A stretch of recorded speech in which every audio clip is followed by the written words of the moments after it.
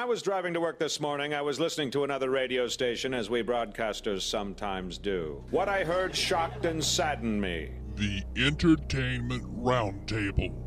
They're here, nerds. Wait, is this the group that goes around mutilating squirrels? You just mind your P's and Q's, Buster, and remember who you're dealing with. Well, at least we found them.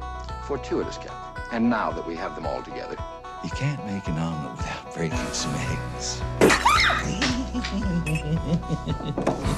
The Entertainment Roundtable. They make one person go, blah, blah, blah, blah, blah, and the other person go, what are you talking about? And then one person goes, blah, blah, blah, blah. Hey, good morning or good afternoon or good evening or whatever it is, depending on what time you're listening to the show. And I will say that there is a slight change in when we're going to air that deals with Sunday here. But welcome into the the Entertainment Roundtable. That's going to be the other show that I'm doing on this weekend. Yeah, different show. Wrong show. Confusing myself. And we just started. Welcome into the Entertainment Roundtable. Good news coming up on that. Real quick. Josh is working with the Irwin brothers on a brand new film, so he's doing research. He cannot be with us today, and we've heard that Ryan is up in Philadelphia going to the Philly Comic Con, which we will probably find out more about next week. So it is the four of us. Jacob, you have heard on the phone. Hi, Jacob, how are you? Hey, I'm doing great. Wonderful. I understand you had the chance to go check out a movie last weekend. I did. It'll make Jeff very, very happy that you went. Yeah, because I actually paid to see this movie. All right. You went to go see The Fault in Our Stars. We'll talk about that coming up in a few minutes. Jeff, Yay. On the board. How are you, sir? I'm full. You're actually on the board in a couple of different ways. You're on the board physically running it, but you've actually now gotten a tally because you've got movies that are out. Booyah! Making money. Big splashes. Indeed they are. And David, how are you, sir? I'm here. Well, welcome to it. We appreciate you coming on in. I had a startling realization about my pants. Almost. He's starting to make me mad. He better shut up. I'm a little worried about where this is going to go. Should we Should we go down this road? It's an exciting road. Steve. All right, let's go down the road. Okay, what'd you do? Well, I thought today I would wear some of my old blue jeans. Yeah. Well, this was a jeans day for me. I had an inclination, and I usually just buy all my pants like 4 sizes too big, and I wear because I don't like wearing clothing. Like the bad part about the fall, we aside, appreciate you doing it, the though. main thing I hated about the fall of man was not the eternal damnation or death. It was just that we have to wear clothes now. So I always buy my pants like 4 sizes too big. The problem with that is when you wear your pants 4 sizes too big every day, you don't notice when it goes from 4 sizes too big to just right. So, yeah. That problem. I'm a fat, lazy piece of crap. And I have to do. And obviously feeling very good about himself right now. You make me sad. This is actually the best I ever feel about myself. So, Jacob, what? That's a cool story, bro. Thank you for inciting an internet meme. How clever you are. Indeed. Here we go. Welcome in to this week's Entertainment and Weight Roundtable. All right, little change here when it comes to emphasis on round. Yes, it ain't just news. We're entertaining. Indeed. We have got a slight change in our schedule. Saturday is going to be the exact same 5 a.m. and 7 p.m. On Sunday, we're going to switch places with the other show that we do on the weekends, which would be the Fastest Hour in Radio. So we're going to be heard at 10 a.m. on Saturday morning. Move the Fastest Hour in Radio to noontime, which will put it right in front of the Sprint Cup Series race that you will hear beginning at 1 o'clock. Got it? Sunday. Morning. Sunday. 10 a.m. And the other thing that came through, we've been kind of keeping you updated on it, but Facebook has actually given us permission and allowed us and changed officially the name of what used to be the Whatever with Steve West show page is now officially the Entertainment Roundtable show page. So go on to facebook.com/Entertainment Roundtable. There we is. Like the page and read, comment, and enjoy to your heart's content. So kind of them to let us change our name. We put stuff there. Yes. It took them 2 weeks to finally say, well, it's a major change from one title to the other, so we're going to make you wait 2 weeks. But they gave us the opportunity, and have officially changed the name. So thank you very much for that. Grateful for it. Yes, indeed. It's long overdue, and at least they gave us the avenue to be able to do it, even though we had to petition them and wait 2 weeks for it to happen. We are grateful to our Facebook overlords. Indeed. All right, here we go. Starting off top 10 movies of the week. Chef still hanging in there, man. In at number 10, 2.2 million, 14 total. Neighbors at number 9, 2.4 million, 143. That's about ready to go away. A movie that needs to go away is A Million Ways to Die in the West. It just wasn't good. 3.2 million, 37.1. Godzilla still making cash, 3.3 million, 191.5 there. X-Men Days of Future Past passing the $2 million mark last weekend, made $9.8 million, 206.3. And that leads us to the first and I think only review that we're going to have this week of any movie in the top 10. In at number 5, making $14.8 million, 80.8 million so far, making Jeff a very happy man. The Fault in Our Stars. Jacob, you have seen it. I have. And? Well, okay, first of all, not the target demographic for this movie. I'm not, sure. I don't fall into the target demo for this movie, so I'm going to preface that with that.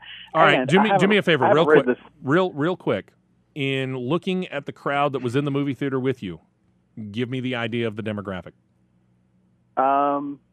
Well, let's say there are 100 people in the crowd. I don't know how many were there, but let's just say there were 100. Yeah. There were 99 women and me. A sea of estrogen. That said, pretty good odds for you, Jacob. Well, depends on how you want to look at it. They're all going like, oh my God, he's a sensitive guy. Yeah, see? He's not ashamed. He got some tissue. He's not ashamed. Well, had the story been better, then maybe that I could have teared up a little bit. And that leads us into your review. Also, preface this, haven't read the book, don't know anything about the story. All right. So from what you gathered from the movie, it is? Terrible. I don't understand what people like. The things that I think people are enjoying about this movie are the fact that it is loosely based on the book. Okay. There are huge plot holes. There are things that happen in there that make no sense. And Cheyenne Woodley's character is good, but the male lead is terrible. He plays that kind of teenager that you just want to punch in the face. So any teenager generically? He's just annoying. So I got very frustrated during the movie because there were just things that happened, and it was like, why did that doesn't make any sense that any of that happened. And so I talked to my sister afterwards, who saw the movie with me, who had read the books, and she was like, oh yeah, if you'd have read the books, you would have known that like all of this happened before and between all of this, and that explains all of it. So it seems like you're going to go, if you're one of two people, if you've read the book, you're going to go watch it, and you're not going to know what's going on because you haven't read the book. If you've read the book, you're going to go watch it, and you're going to be upset because you've read the book, and it's missing a whole bunch of important elements. So just really not good. Bottom line. The only redeeming element I'll give them is Willem Dafoe is in it, and I like Willem Dafoe in anything. So okay. So bottom line, I'm going to give it a 3 out of 10. Not the worst rating you've given a film, but that's pretty far down. It's pretty low. It was one of those movies where people around me were sobbing uncontrollably, and I could not figure out why because it wasn't sad. This is the part that gets me. I'll put it this way. It telegraphs the sad part of the ending about 30 minutes before the ending of the movie. Gotcha. This is the part that gets me about the film. When we went in and we were going to go watch How to Train Your Dragon 2, which came out the same weekend, went in and met with the management of Amstar down in Alabaster and got to talking with them. And 4 people were behind the counter at customer service. One person said, loved the film. The other 3, 2 of them had seen the film. They went, yeah, we went in there. We were laughing at all the people who were crying. Yeah. So there's your 2 camps. Those who cry and those who laugh at the ones who cry. It's not a sad. I mean, don't get me wrong. I'm okay with crying in a movie, and if it's an emotional movie, cry. Go ahead. But this didn't have that emotional pull that deserved a cry. It made no sense for people around me to cry. It's the way I felt about it. Yeah, I looked up a synopsis of the movie, and it sounded like that TV movie that came out of like about 20 years ago with Marissa Tomei and the guy who has a monkey heart, and he dies. Or in other words, just about any Lifetime film. Right. Gotcha. It made me miss A Walk to Remember with Mandy Moore. I'll put it that way. Wow. That's not good. So that means we're going to move on.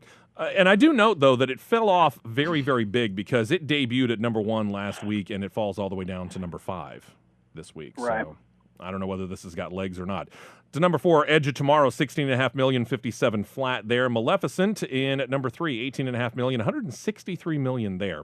How to Train Your Dragon 2 debuts, I should say, in at number 1, $49.5 million for How to Train Your Dragon 2, which we talked about last week. Really enjoyed the film. I just kind of said, go see it. You'll enjoy yourself. Yeah, it's a little sad that it's kind of underperforming for what everyone expected. Everyone expected that one to hit closer to 80, and it didn't. Legs. I agree on this one, though, with Jeff. This one will have legs as opposed to the film that beat it out at number 1, which is 22 Jump Street, 57.1 million. I'm getting the feeling that this is going to happen exactly the way that The Fault in Our Stars did. It's kind of big on the first weekend, and it will quickly fade away.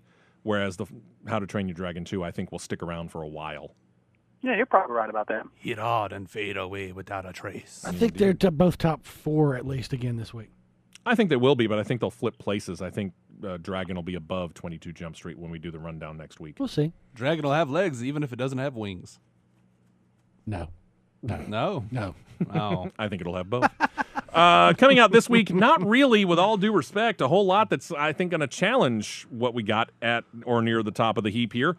You got Think Like a Man 2, which stars Kevin Hart, Gabrielle Union, and others, sequel to the hit where all couples are returning, this time for a Vegas wedding, but all plans kind of go bad. Didn't we see this last year in Las Vegas with Kevin Kline and Michael Douglas and Morgan Freeman? Sure we did, but I mean, it's Hollywood, so I mean, there aren't any new ideas. So I mean, what are you talking about? This is your number 1 movie next week. Different stereotypes of people in there, and then we're good to go. This is your number 1 movie next week. You're laying that prediction out right number now. Number 1. It's been trending on Twitter like all week, so yeah. Okay. I mean, there's no Tyler Perry movies out this year that I've seen, so we had one really early in the year. We might have one around Christmas. So I mean that's where that's why I picked this movie. That's why I'm banking it. It's the Tyler Perry movie of the year that's just not a Tyler Perry movie. I gotcha. Second film in major release coming out this weekend is Jersey Boys. This stars John Lloyd Young, Vincent Piazza, and others. This is based upon the play of the same name from Broadway about the 4 young men from New Jersey who go on to become famous as the singing group The Four Seasons. I've said this many times. This directed by Clint Eastwood. My wife wants to go see it at some point in time. I'm going to end up going to see this film.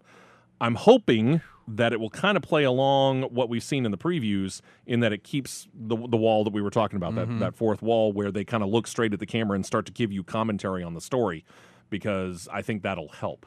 Yeah, it does. Sorry, hang on, Jacob, David. The one thing that really worries me is that even in the trailer, that guy was annoying me. So if he does it all through the movie, I might just really hate it. What I think this film is going to do, this is going to get a lot of Oscar buzz for a summer film. Oh, yeah. But I'm not so certain that it's going to get a whole lot of box office. No, it's not. Jacob? Yeah, I mean, I'm with you that I think the whole House of Cards soliloquy type, talking directly to the camera thing, I think that's an interesting way to go. And I think that might be interesting. I just don't know that I care to see. I mean, I like the Four Seasons music, but I don't know that I want to see a movie about them. Yeah. On the other hand, at least I it's don't know not, that I'm I not care there. about them. At least we don't have like 5 different guys playing all 4 of the guys. And Yeah, that's true.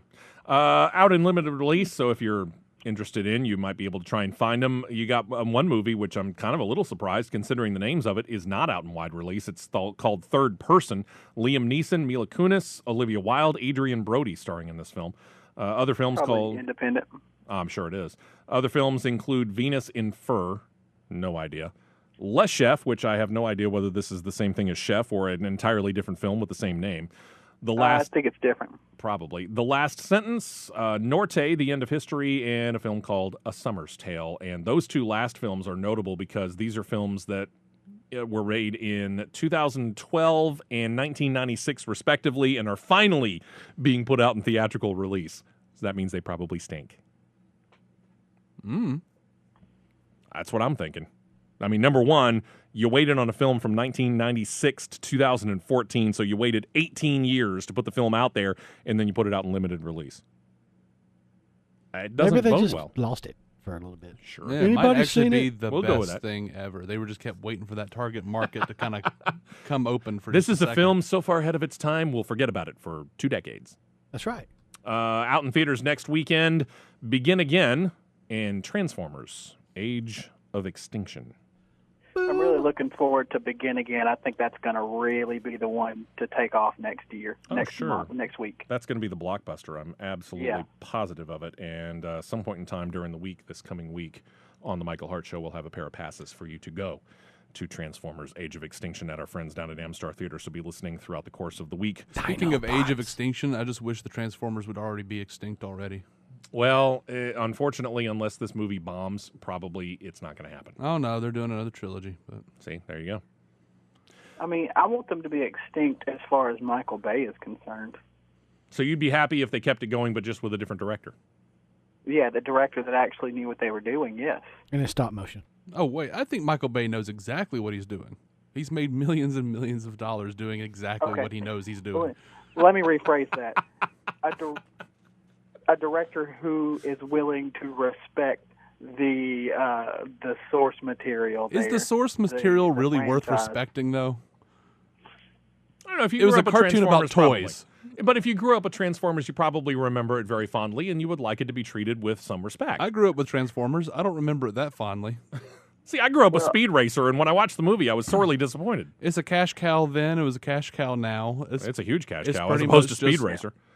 I Popcorn just want a crap. Transformers movie that focuses on the Transformers and then doesn't really care anything about the humans that are around. Because Yeah, I mean, Oh, that I'll agree with. Speed Racer was the anti-Transformers. It was a really great movie that didn't make any money. Instead of You a thought it was a terrible great movie, really? It's one of my favorites of the last decade, yeah. I heard really great things about it as far as reviews from people I know. It's Speed Racer, man. It is all it is Speed Racer with people, with live action. I mean, it's the cartoon made flesh. But I always hated the cartoon, so I didn't see the movie. And with that said, we take our first break. Hope you got your popcorn, because we're back to the Entertainment Roundtable on Superstation 101.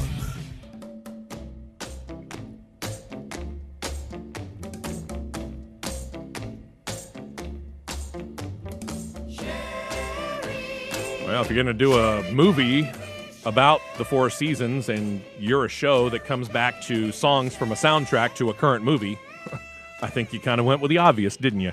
You know, I told my roommate, I was like, hey, they're making a movie about the Four Seasons. And he lit up and said, Vivaldi? And I went, oh, you're right. That would have been better. Maybe so. Spring, summer, winter, and fall? Yay! All right, so here we go, talking about some movie news, and we're actually going to start off with Jacob, but a movie that is certainly real close to the real life of the lead actor. Tell me about a film entitled Birdman, Jacob. Okay, Birdman. So they released a trailer, I think it was last weekend. It stars Michael Keaton, who will play an actor who is famous for playing a very iconic superhero known as Birdman. He is also it's a dark comedy. He's trying to put on a new play and struggling with it. But it's got a good cast. You've got Michael Keaton, Zach Galifianakis, Edward Norton, Emma Stone, Naomi Watts. And the trailer, it's funny. It doesn't give away a whole lot about what's actually going to happen in the plot, but it's funny looking. When is this supposed to come? When's it supposed to hit theaters? October 17th. It's kind of out of the beaten path when you think about the big name cast like that. Yeah, I think it's probably going to kind of fall into that weird indie movie kind of territory that, not many people are going to go watch it, but the people who, it may end up having a cult classic kind of feeling when it hits DVD. Any interest, David? Yeah, it actually looks really funny and really good. So I think Jacob just answered for me. So you're interested too? I am. Yeah, I'm really excited about it. It seems like a return to classic Keaton. The last few years he's been kind of just showing up as like a father figure and whatnot. It looks like it's a return to classic Keaton quirkiness. I think it'll be a fun ride. Jeff? Oh yeah, with that cast. Yeah, sure. No, the cast and the Well- premise I'm already in. And there's a scene, and I mean, it's completely out of context. I have no idea what's going on or why it's even funny. But there's a scene in the trailer with Michael Keaton and Edward Norton that's just hilarious, and I can't even explain why it's funny. But it's just the whole scene. It's funny, and it's so, like if you can sell me, if you can make me laugh on something, and I don't even get it, then yeah, okay, I'm in. All right. And by the way, the trailer is up and available to you on our Entertainment Roundtable Facebook page. Right. Jeff, over to you. Speaking of trailers, latest trailer for the upcoming Guardians of the Galaxy. You were on this from the beginning. This is trailer 3? I believe so. And? Trailer awesome. Learn anything new? Yes. And? It's going to be even better than I thought it would. And I actually like Bradley Cooper as Rocket. I had my reservations when they announced that, but What I was happy that they did with the latest trailer, again, up on the Entertainment Roundtable Facebook page. You're welcome. Is they gave a little bit more of Zoe Saldana's character in there, which she had kind of been pushed into the background a little bit in the previous couple of ones. This one, she gets a little bit more screen time. she actually said something. Exactly. Incredible. And the funny thing is our friend Ryan, who's up at Philly's Comic-Con this weekend, he said in response to seeing this for the first time, now I'm in. How the heck could he have not been in on the first 2? I don't know. I know. Yeah. Who can say? But hey, at least he's finally come on board and realized this ought to be a really good film. Honestly, the third trailer annoyed me just because I don't want any more trailers. I just want to see this now. Yeah, it's time for the movie to come out. Now. And it comes out when? August. Something. We got about a month and a half. I will agree with Jeff though that, and I was incredibly skeptical of what's his name is Rocket Raccoon, but he sold me. The voice is good. It's perfect. It's good. I was never skeptical about it. I've seen that guy do so many different voices. I knew he'd find the perfect one. Yeah, I think he's got the right kind of attitude and kind of a snarkiness to it. He can play a little bit serious and have a little bit of fun with it. We saw that pretty well, I think, in American Hustle. And to think how he did there, he translates for me pretty well into Rocket Raccoon. I have no problem with that. Plus, I was just really worried it was going to wind up being like Danny DeVito or some crap. So, oof, yeah, that could have been bad. That's Danny DeVito. I would have enjoyed that. I don't know. Danny DeVito might have actually been kind of interesting as Groot. He would have been fun. Maybe, just because of the irony of the fact that he portrays a tree and he's so short. I love Danny DeVito, so I don't. All right, David. Let's stick with Marvel here and go over to other information. We've seen this movie. It's been tried fairly well on TV, and then they tried it in movies. Limited success. Anything new on an attempt at a movie concentrating on the Hulk? We've seen Thor. We've seen Iron Man. We've seen Captain America. Hulk. Well, they don't have any definitive plans, but Mark Ruffalo is saying that he thinks that they are for the first time entertaining the idea of doing a solo Hulk movie with him as the Hulk. Apparently, when they did the Avengers, they were just flat out no, it'll never happen. But now they're actually getting more comfortable with the idea. There's nothing definitive going on. Not even a skeletal version of it, but they're looking at it. In or out, Jeff? I would see a Marvel movie. I'm Team Marvel right now. If they put it out, I'll see it. Okay, I'll give it a Jacob. shot. I mean, I'm going to watch it. I'm a little skeptical, but I'm going to watch it. With Ruffalo in there, if they can keep the attitude that they had with Ruffalo in there in the Avengers that we saw, I'd be interested. I don't know how far they can go. I mean, you think about it right now. We're getting Liam Hemsworth and Chris Evans and Robert Downey Jr., and they're all pretty much saying, okay, we're about done. Mm-hmm. And we're ready to move on to other projects. How long is Ruffalo going to stick with it if they start not only putting him in the Avengers films, but also doing solo films? I can't think he would last a whole heck of a lot longer, would he? Well, I mean, but you got to remember, I mean, like the others have been doing solo movies a lot longer than they have done the Avengers movies. Mm-hmm. Yeah. And Ruffalo started with Avengers.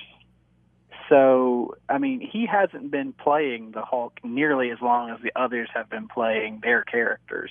Yeah, which may be the saving grace. So we might get 2 or 3 films out of him solo if they decide to go down that road. Oh man, if they did World War Hulk and Planet Hulk, I would just oh wow, oh my yeah. gosh, I would be the happiest camper in the whole site. Nicely put together. Yes. I'm having a rough day. There was a pants issue. Yes, apparently. Good grief.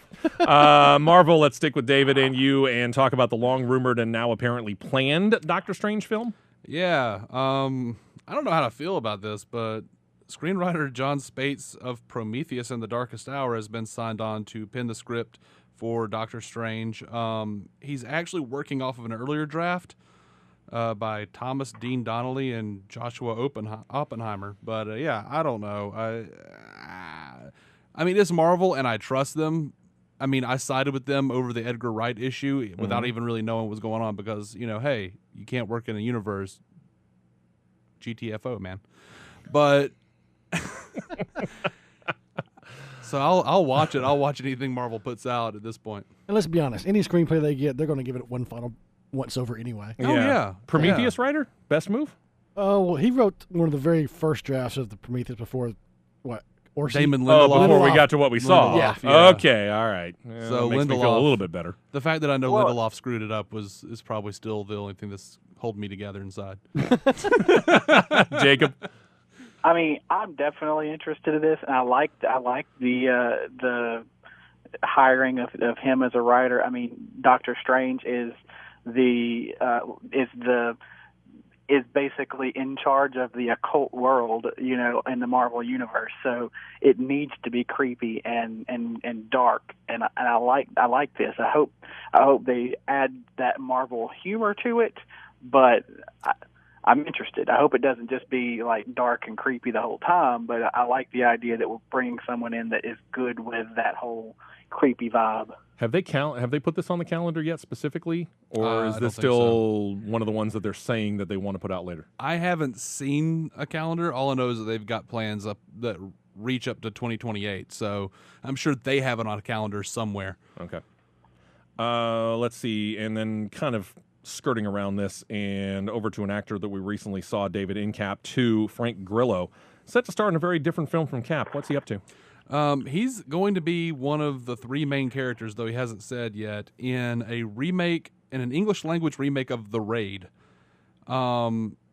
He points out that he's been a black belt in jiu-jitsu for 20 years and has been boxing since he was 15 years old, so that kind of thing comes naturally to him.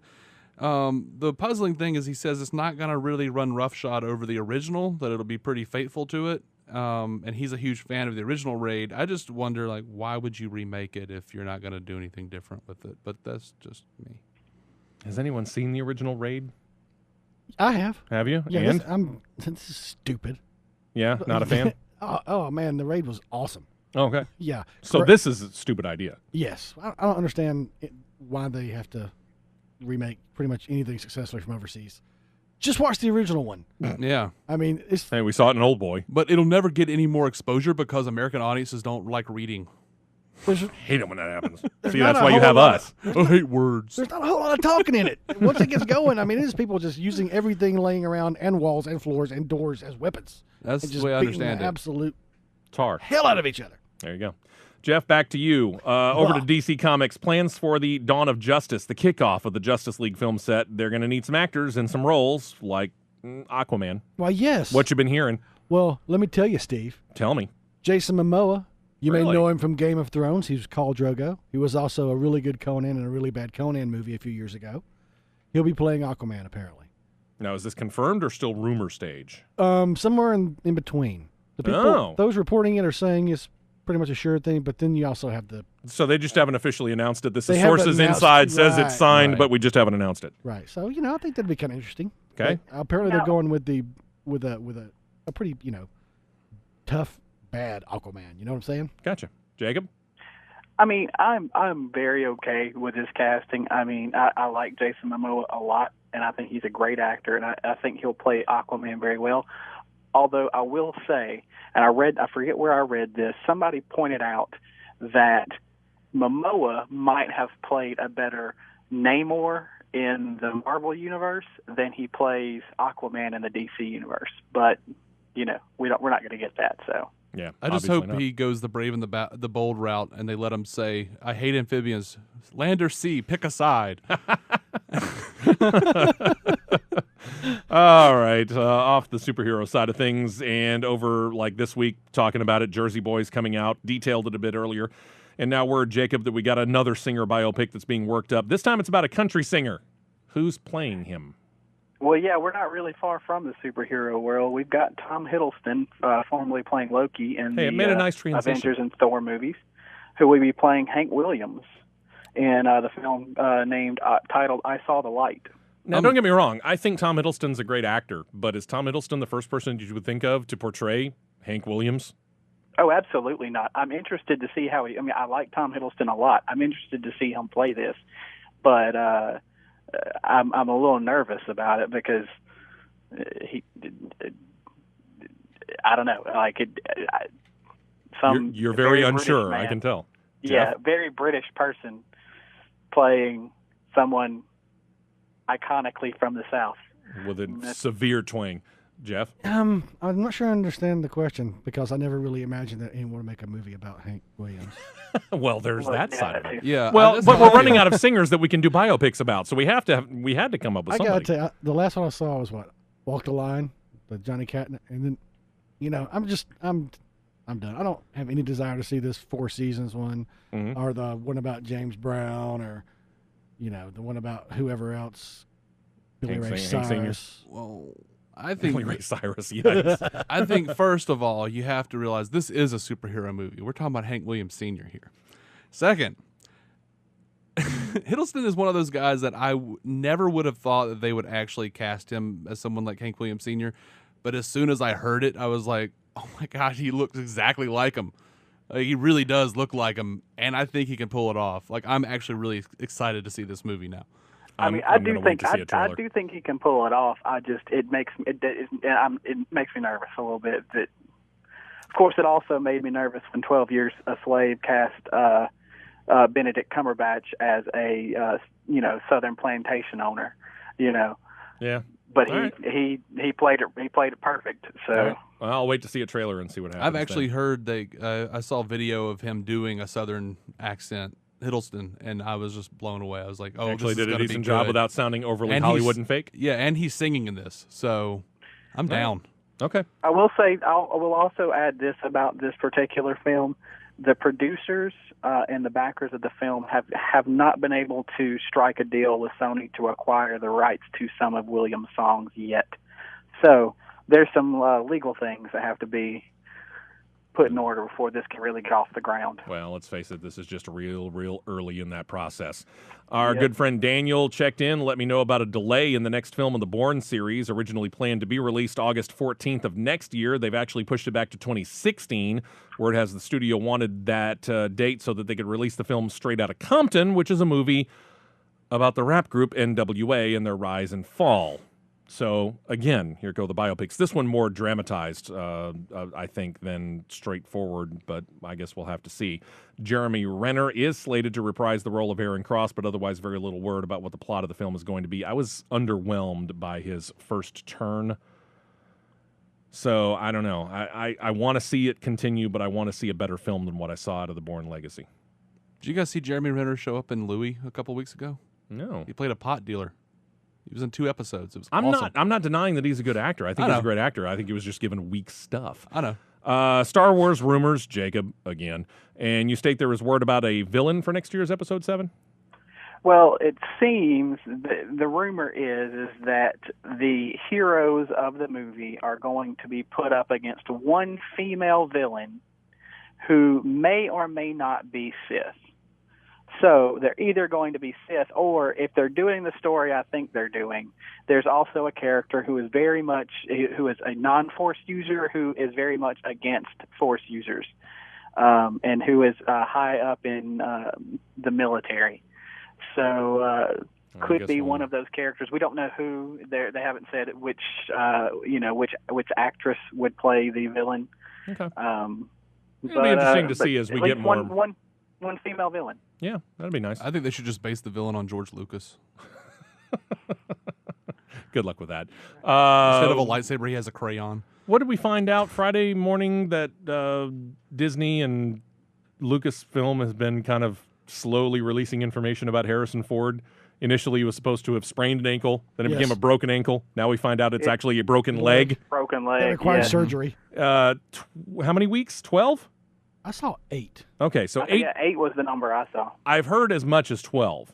So, okay, let's say 2 to 3 months that Harrison Ford is going to be sidelined. I think they'll probably have enough to do, and they can kind of work around his shooting schedule, but that's not a good start. They ought to incorporate. I'd like to see Krusty Ohana in like a hover wheelchair. Yeah.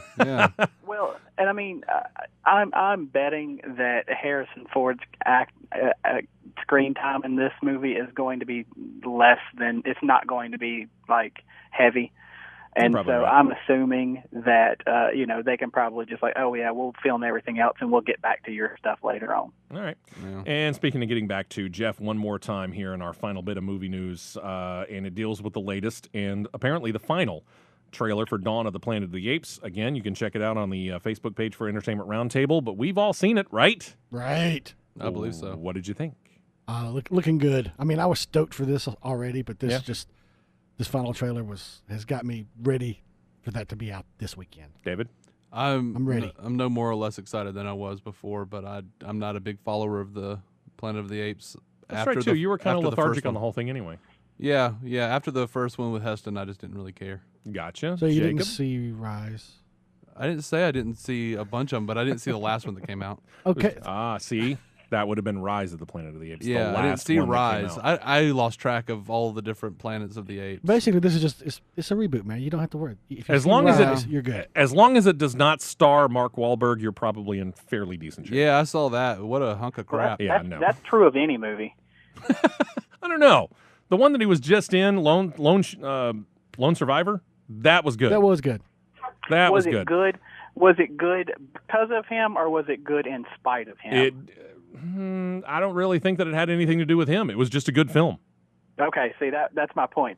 Good in spite of. Nah, I don't think it was in spite of. I think he did a pretty decent job. I didn't even know if this one was another remake or if it was a sequel to the last one. This is a sequel to the last one. Because the sequel to the last one, or the last one came out, and then I didn't hear much about it after that. We need to take a break. We'll get David straightened out here on Planet of the Apes. I don't know what's happening. Probably never.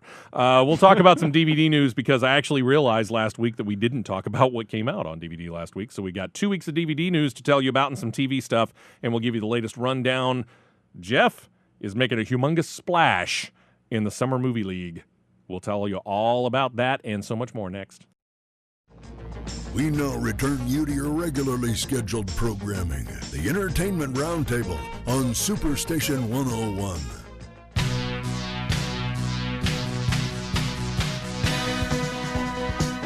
As we come back here on the Entertainment Roundtable to the sounds of the game show Jeopardy! Hard to believe, but we actually have syndicated game show news, which we'll get to here in a little bit. All right, let's start by talking about what is out on DVD for you and already out. In other words, they came out last Tuesday because we forgot to talk about DVDs last week. You got a number of films, including Joe. The Grand Budapest Hotel is available on DVD. I know I'm getting it this weekend. There you go. Yay. The film Walk of Shame, that thing was just out in movie theaters 3 weeks ago?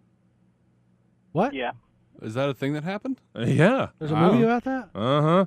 And they released it in theaters and on demand at the same time. They did? Oh, sneaky. Yeah. I still didn't hear about it. Fail. It was a short turnaround. Elizabeth Banks plays an LA reporter who finds herself in a bad situation on a day when she's supposed to have some humongous interview. That's pretty much it. And you got riveting. It doesn't it though? And you got two versions. Yes, I said it. Two versions of the Lego film. You have the theatrical release, which a lot of us went and saw, and you have the Everything is Awesome edition, which includes the Blu-ray and DVD editions of the film, along with a minifigure from the movie, a collectible photo, and a whole lot more. In other words, you're paying a heck of a lot more for not a whole lot more. Is in the Everything is Awesome edition, do we know, is the movie different, or is it just they're throwing in a bunch of bonus? They're just throwing in a lot of extras like a Lego figure and all that. Okay, well then I just want the regular version. There you go. Yeah. Coming out next Tuesday, not much. There is the film The Beatles, A Hard Day's Night off of the Criterion Collection, and a film called Enemy. In other words, again, not a whole lot to choose from next week. If you're interested in TV, real quick, Ryan did let me know that if you're so inclined and you want to, you can start thinking about bringing home The Amazing Spider-Man 2. It will release on August the 5th. There is word that the end of the credits teaser will be different from what we saw in the theatrical release when they put out an X-Men Days of Future Past sneak peek. Apparently, it will change and be something more Spider-Man related on DVD. But the movie will be the same. The movie will be the same. Oh, well, I'm... Womp, womp. Exactly. Pro tip. Okay. Sorry, Pro what? tip. Pro tip. Pro tip, Pro don't tip. buy the movie and then just YouTube whatever the extra scene is going to be at the end, and then you'll be just as good. And there you go. This has been Jacob's Weekly Life Hack. Last week's TV series, not much, just season 2 of House of Cards and MTV's Teen Wolf season 3 part 2. Coming out this coming Tuesday. If you're so into TV series collectings, you got, let's see, season 5 of Duck Dynasty, season 4 of Mama's Family, season 6 of Star Trek The Next Generation finally making it to Blu-ray, and season 1 of something called Witches of East End. Never heard of it. Yeah, I think it's an ABC Family show. Okay. Let's get into TV news and start with Jacob and NBC. They're looking apparently very far into the past for a new event series. Kind of explain what the idea of an event series is and how far back are they looking? Well, they're looking back to the 60s for like an 8-episode series done by the producers and the creators of The Tudors based on the history of the Beatles. Might actually be interesting. So, if they do it right, yeah, it could be. I'm interested to see what sources they use and how they do that, because the Beatles are one of those bands that there are just tons of stories about them, and then like 10% of them are true, and then like 90% are just total BS. Mm-hmm. And then you get to Jeff, who I think we're going to have to wake up over there because you're just bored with that whole idea. Well, it's another musical biopic thing. Yeah. Yay! It just lasts 8 episodes long. Woo! 8 Well, hey, hours, Beatles. I'm okay with the biopics because it might actually remind some people that there is such a thing as good music, despite what the radio tells you. That's true. He does have a point. Because the current state of top 40 music is, well, it should Not be good. Who doesn't know about the Beatles? It should be disallowed as The music. Beatles. Oh, trust me, I know of quite a few younger people who wouldn't know that the Beatles if you came up and slapped them in the face with an album. Actually in Walmart, and I saw like a young girl run over because she thought there was a One Direction person. It turned out it was the Beatles, and she was like, "I don't know what this is. I thought it was One Direction. Put it back." There you go. Wow. Man. Sigh. Yep. Yeah. Over to ABC, a quick note from our listener and good friend Daniel. The network has renewed their show Extreme Weight Loss. I'm so out of reality shows I didn't even realize it was 4 seasons old, much less the 5th. David, to you, sticking with ABC and their show Castle, apparently undergoing some changes. What do they got going on? Creator Andrew Marlowe is stepping down as the showrunner for season 7, and his executive producer David Ammon will take over, even though Marlowe will be kind of popping around every once in a while. But he's mainly, it looks like, starting to develop new series as part of his big deal with ABC. All right. Jacob, to you, what? You had a comment, I take it. Yes. Oh, I did. I was just going to say I love Castle, but I just don't see, and it's one of my favorite shows. I don't see how we can keep going much longer with that show. Gotcha. How about to the Cartoon Network, Jacob? And we don't get to talk about them a whole lot. So when you said they had plans to bring a cartoon series back, I figured why wouldn't we talk about it? What is it? Yeah, they are reviving the Powerpuff Girls, which was hugely popular in the 90s, I guess, early 2000s. And, yeah, they're bringing it back. So does that excite anyone at all? Part of me is excited because the classic Powerpuff Girls was actually a really funny show. Yeah. Yeah, I mean, I didn't watch it a lot, but the few episodes I did, like, it had a lot of, like, hidden humor, adult humor in it that, it's not just for kids. Okay. David, back over to you, sticking with cable, AMC. Apparently they've made some plans for their show Better Call Saul. This is the prequel series to Breaking Bad? Yeah, this is kind of exciting news and kind of terrible news at the same time. They have renewed it already, even though it hasn't come out yet. I was about to say, it hasn't even debuted yet. They've renewed it for a second season, but they've pushed the first season back until early 2015, so it won't be coming out this fall as we thought. The good part about this is that the Breaking Bad creator, Vince Gilligan, he is actually going to be co-running the show with Peter Gould now. Are you excited about it? Because you just got done watching it. You were late into the Breaking Bad party. You just got done watching it. Are you excited about it? I am less excited about it than I would like to be, but I will definitely see it. Like, I'm excited, but I'm just kind of like, I don't know where all they're going to go, and I hate that it's a prequel series. Gotcha. Jeff, you were not excited about it from the moment they started talking about this. Why? I don't know. Saul's a great supporting character. I don't know how he's gonna, Yeah, I don't either. He better have some interesting clients. All right. Yeah. Staying, let's see. Let's go back over to Jacob here and talk about the show Orange is the New Black. You were excited about this last week, actually, or a couple of weeks ago. Oh, yeah. Already got through season 2. It's amazing. Season 3, got some casting news. What do you got? Yeah, they have cast Mary Steenburgen for season 3. We don't know who she's going to play or what kind of character, but I think she's a great actress and in one of my favorite shows. So. I started reading over some of the people that are in this. I didn't realize how many stars were actually in this show. The show is it's a show that's, if you get into it, it's really, really good. Well, see, it's got a lot of stuff in it. It's deep. They really need great actors in that show to pull off the wooden dialogue. Okay. I disagree with that, but okay. I figured somebody would disagree with that. I haven't seen it. I can't tell you. The actors, there's a couple of the actors in there that are like, not very well known actors that are amazing, that are going to be future stars. Okay. I'll be interested to see it. At some point in time, I'll probably have to go back and check it out. Where and when can you find it? It's Netflix. Okay. And Showtime, Daniel let me know about a plan for a Cameron Crowe original series. It will be entitled Roadies. In other words, this is Cameron Crowe going not too far away from where he pretty much is very, very comfortable. This will be a comedy about rock and roll groups and the people who set up and tear down their concerts. It actually could be kind of funny, depending on how well it's done. They're doing so many biopics now. They're doing biopics about roadies. Exactly. And one more note here in syndication. Next, the guys who book. Yes, exactly. Promoters. There you go. To syndication, Jacob, in the long-running Jeopardy, you note it has now a record to its credit. Yeah, well, not only does this year mark the 30th year that Alex Trebek has hosted Jeopardy, because he has been hosting since 1984. Mm-hmm. He now holds the Guinness World Record for hosting a game show. He has hosted 6,829 episodes of Jeopardy, which is more than any other host in game show history or TV history, I guess. And that dude Ken was on like 6,700 of them. Yeah, pretty much, yeah. This is really interesting because it comes like 6 months after he got the award for longest standing mustache. Which he finally shaved off about maybe 4 years ago, tops. Yeah. I don't know. I haven't watched Jeopardy in years. I actually still like Jeopardy. It just comes on at such a weird time here in the Birmingham area, but I still like to watch it because I like to challenge myself. It's the one game show that actually kind of makes you think, and that's why I love the game show. It's great. All right, here we go. Josh just pulling away. Good grief. But everyone's on the board. And Jeff in a big way.